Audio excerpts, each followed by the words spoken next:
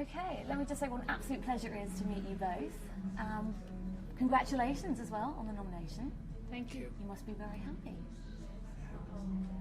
Well, I'm very surprised. Were you surprised? Why were you surprised? Yeah, I mean, it's not somewhere I thought that any project I was involved with would end up, really.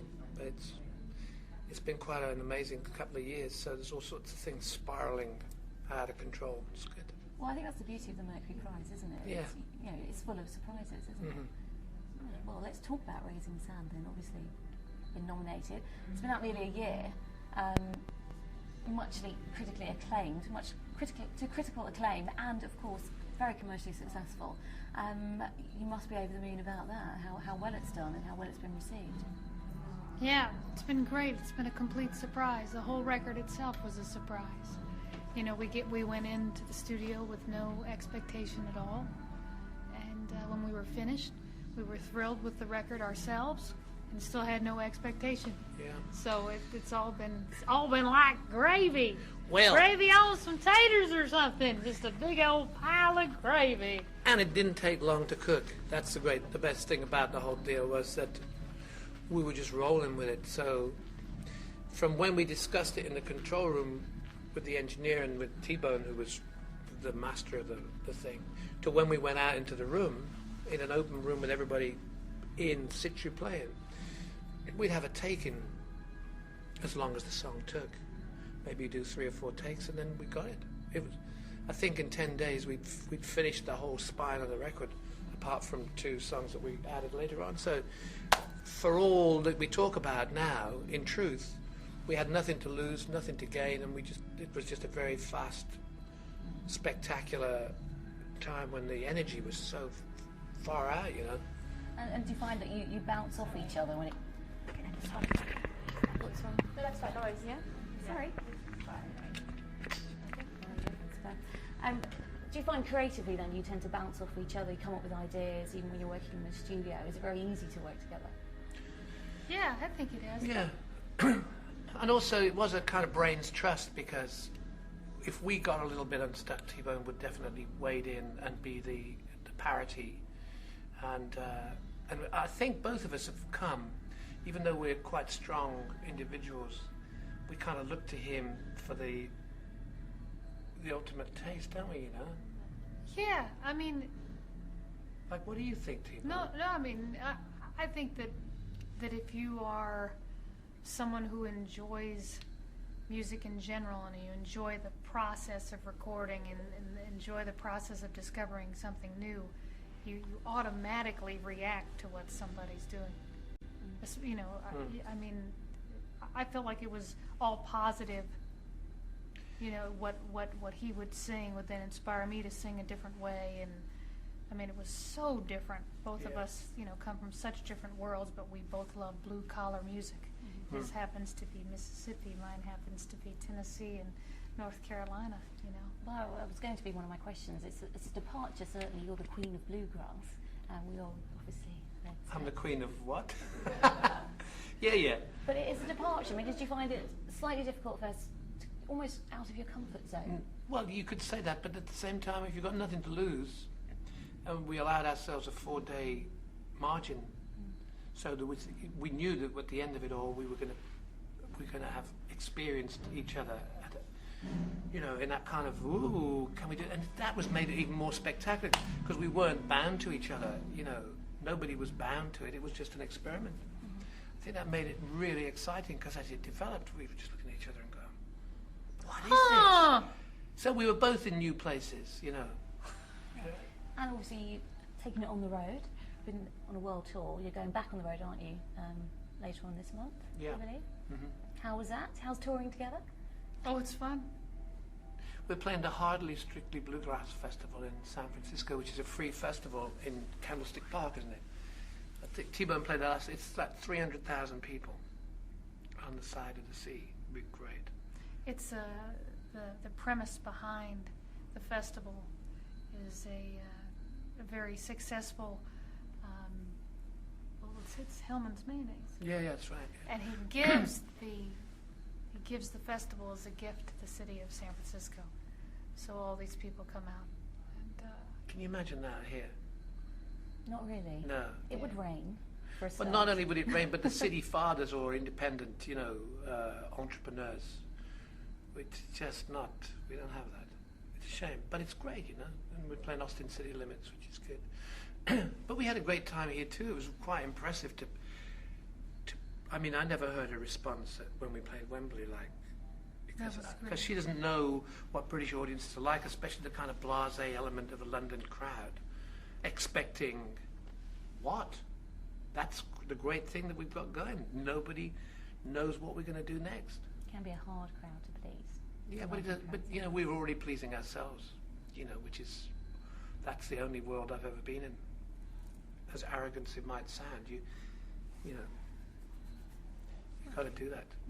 Now, Alison, obviously, the Mercury Prize, what does that mean in America to you? I mean, did you hear about it until now, until this nomination? No, I hadn't, but there's nothing like it in America. I was just learning about it and the fact that people really take time and really listen to what's out there, and that there's no level of something, why something would be nominated, that could be somebody nobody's heard of, could be somebody that everybody's heard of, and it all gets put together. I think it's beautiful as listening to music should be like that. I can't compare it to any other awards ceremony or even idea in America. No. So much of it is magazines. Yeah, it's still a myth status, isn't it? Normally, kudos and what you've really done at the cash register.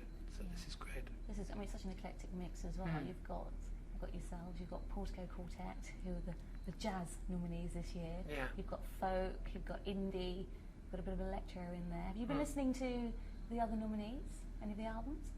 No, I've got the Radiohead album, but no, because we've been away for months. If there was a barn somewhere in Tennessee, actually that's true. If it was Kentucky or Tennessee and it had more than 10 people, we were playing there. When you've been touring that much, you don't want to hear much else. No. You don't want to hear anything. Except for a few jokes. Okay. No, it's okay. No, don't go there. We won't go there. Now, what would it mean to you actually winning? You're not really fussed, I'm guessing, about the £20,000 prize money, but. I didn't know there was money. Me neither. No, because it was going straight back into the record company coffers. No, imagine we could go out for the night. She's got a terrible drink problem now. That's nice. I don't believe it. She's going to want you to rewind that. She's got a terrible drink problem. No, but seriously, what would it actually mean to you? I mean, you both had such illustrious careers already. What does it mean for people like you? Well, I mean, I've said this earlier today, is that, when you make a record, it's like the only one you've ever made, and you'll never get a chance to do it again. And, I always say, too, if you finish it and you don't let anybody hear it, you finish it to your liking. No matter what anybody says, it rolls off your back. And and then you finish it and you move on, because there's always going to be another one. Yeah. Once you finish that one, there's going to be another one. Yeah. So when someone recognizes it and says, hey, good work, I mean, it's great.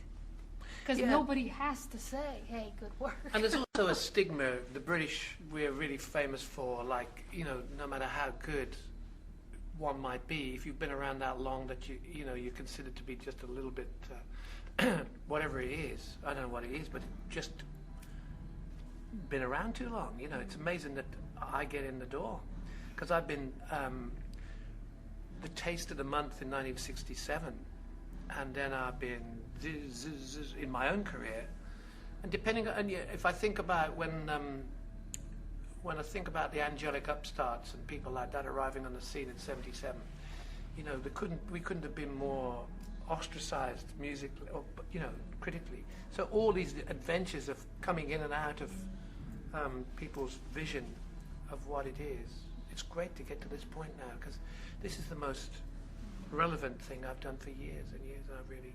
Do you still find it daunting when you produce new material? Do you think the exciting, critics... not daunting?